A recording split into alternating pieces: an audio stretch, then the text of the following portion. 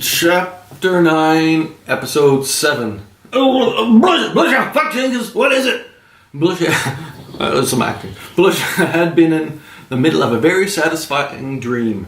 He hated being woken up during pleasant dreams. Didn't have many of them. Sorry to wake you. I'll be at your door in 10. What is it, Jenkens? Are you still on the phone? Dr. Arthur reading sometime last night. Who is she? Who is he? Fuck it. One of those real big guys with contacts and influence. I'll take a 2-minute shower and come down. Okay, Blussah. Blussah cursed a few more times and rolled his legs over the side of the bed, knocking over an open bottle of not bad Irish whisky. Luckily, it was almost empty. Unfortunately, he was still legally drunk. He scratched his head before pushing to a seated position that gave him access to the standing action that was certain to get him to the bathroom for a piss-quick shower.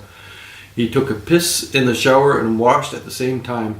It was a time-saving trick, but even when he wasn't in a hurry, he never used the toilet for a piss if he was taking a shower anyway. He half-dried his legs and hefted on the pants he had thrown over a kitchen chair.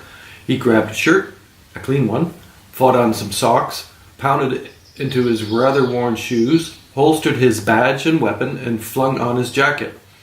He flicked open his Zippo lighter and lit a cigarette as he half-heartedly hurried down the stairs out the door and jumped into the car with Jenkens. She held out his coffee to him when he was done fighting with his seat. Cheers. Blussah took a drink of his coffee. You look like shit. Blussah grunted and sipped on his coffee and watched the road. The crime scene was already quite busy. News maniacs were trying to get information. Blussah and Jenkens ignored them like they always did. When they got to the house, someone pointed up the stairs. Jesus Christ, is this a house or a fucking art gallery? The forensic team was already all over everything, looking for fingerprints, skin, hair, and anything else that could be analyzed and categorized. Blussah was still irritated with putting on his rubber gloves when he managed the far too many stairs.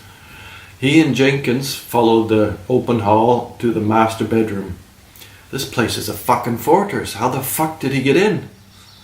Someone in white pointed to the window. It had already been DNA tested. Blussah pulled one more time on his rubber gloves and pushed the curtain aside.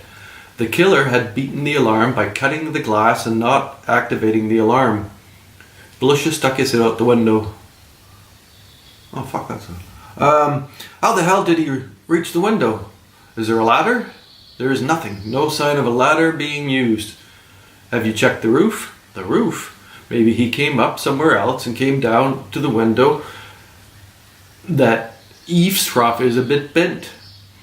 Blussah might have been a drunk and ill-tempered and too fat to run, but he saw everything. He went to the bed and looked at the dead man. Did the forensic team deadbeats find anything in the carpet or the bed? No. Of course not. Why would anything be there? A fucking invisible man floated over the carpet.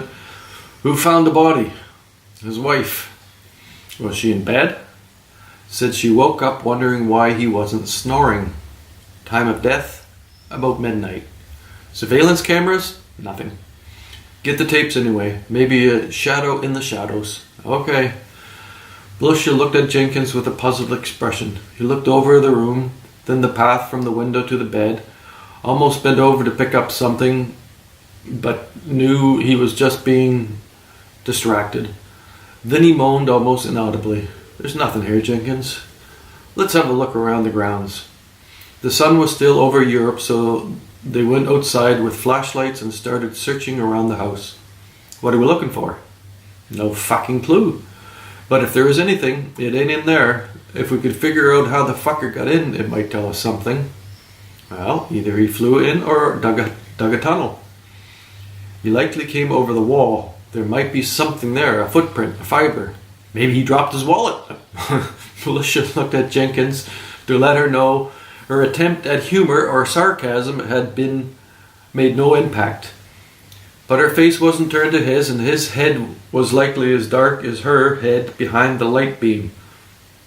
Blussah didn't want to go too close to the walls so as not to piss off the forensic team that would be out as soon as the sun was.